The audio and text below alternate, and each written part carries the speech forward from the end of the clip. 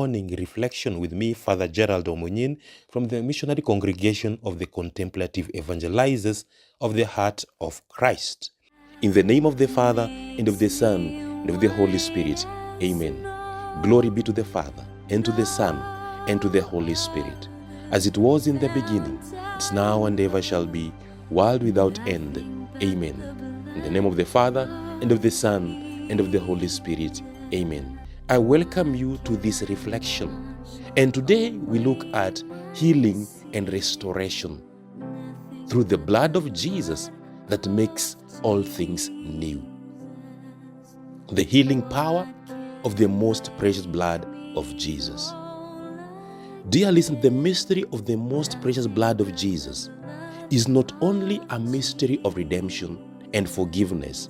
No, it is also a mystery of healing and restoration. Through his blood, Jesus enters into the brokenness of humanity and brings the healing presence of God into the deepest wounds of the human heart. The blood of Jesus reveals that God does not abandon his people in their suffering. God does not abandon us in our weaknesses. He does not abandon us in our failures and struggles. Instead, he draws near and restores what has been wounded by sin and human brokenness. From the beginning of creation, God's desire has always been the wholeness and happiness of humanity. Sin introduced disorder. It introduced separation. It introduced suffering into human life. But God's plan was not to leave humanity in this wounded condition. Jesus Christ took upon himself the brokenness of the world and offered healing through his passion, death, and resurrection. So the precious blood flowing from the cross becomes the fountain of renewal. It speaks of a God who does not merely forgive from a distance, no, but enters into human pain and transforms it with divine love. Prophet Isaiah 53 verse 5, he said, "By his wounds we are healed." This powerful statement reveals the heart of Christian hope. The wounds of Christ become the source of healing for humanity. So let us understand the healing power of the precious blood of Jesus, the meaning of healing. In our Christian understanding, healing is much deeper than physical recovery. Healing involves the restoration of the whole person, the restoration of mind, the restoration of the body, and the restoration of the spirit. The healing offered by Christ touches the deepest realities of human existence. Sin, guilt, fear, broken relationships, loneliness, and even loss of hope. So Jesus came not only to preach salvation, but also to heal. Throughout his earthly ministry, he healed the sick. He comforted the suffering. He forgave sinners. He restored people to their communities. Every act of healing revealed the compassion of God and pointed toward the ultimate healing accomplished through his sacrifice. So, dear listener, the healing ministry of Jesus demonstrates that God is concerned with every dimension of your life. He will heal the wounds that are visible, your wounds that are invisible, the wounds of your body, and the wounds of your soul. As Jeremiah tells us in Jeremiah 17 verse 14, he says, "Heal me, Lord, and I shall be healed. Save me, and I shall be saved." So, in restoration, we mean bringing something back to its original beauty, bringing back your dignity, restoring your purpose. In this sense, restoration refers to God's work of renewing the relationship between humanity and himself. Sin damaged this relationship, but Christ restores it through his precious blood.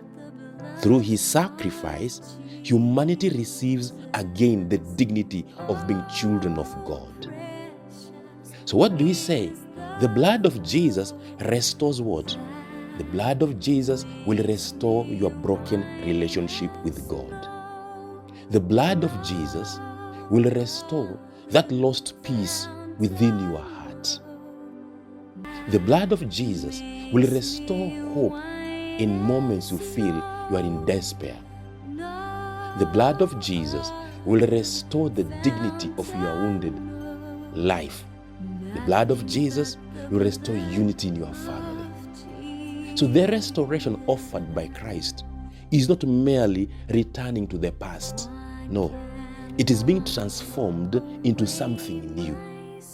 St. Paul tells us in 2 Corinthians chapter 5, verse 17, if anyone is in Christ, he is a new creation. The old has passed away.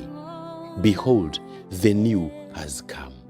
So let us look at the biblical foundation of healing through the blood of Christ. Dear listeners, the Bible presents God as the healer and restorer of his people. Throughout salvation history, God repeatedly revealed his desire to heal humanity. In the Old Testament, Exodus 15:26 says, I am the Lord who heals you. The prophet spoke, dear listener, about this, of a future time when God will restore his people and bring healing to their wounds. These promises find their fulfillment in Jesus Christ. So the ministry of healing was marked by healing and restoration. Jesus healed the sick. He gave sight to the blind. He strengthened the weak.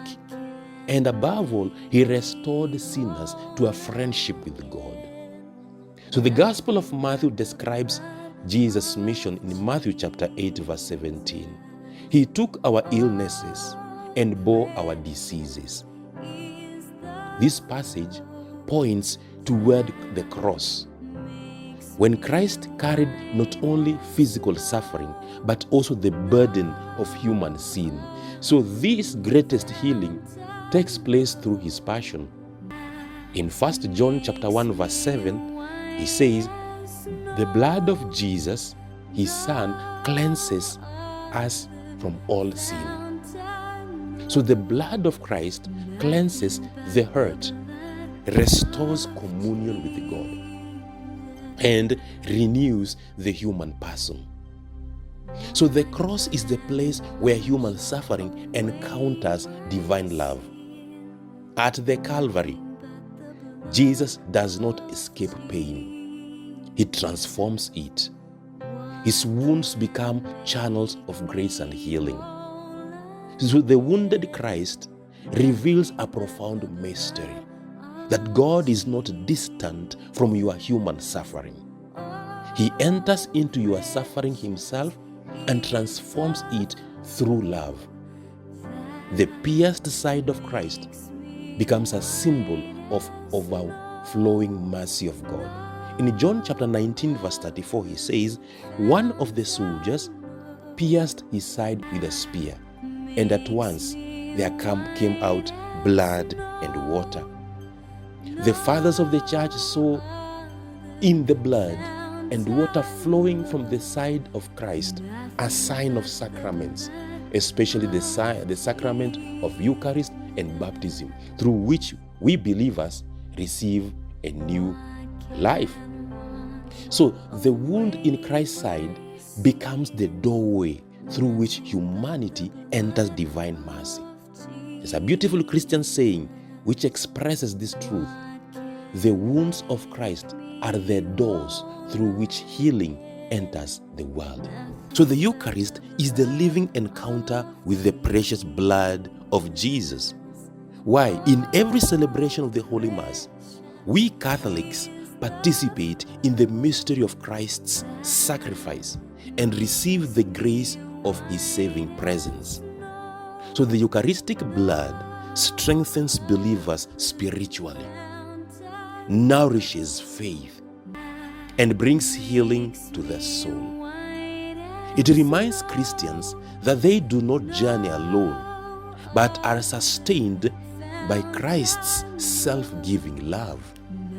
Jesus teaches in John chapter 6 verse 54, "Whoever eats my flesh and drinks my blood has eternal life."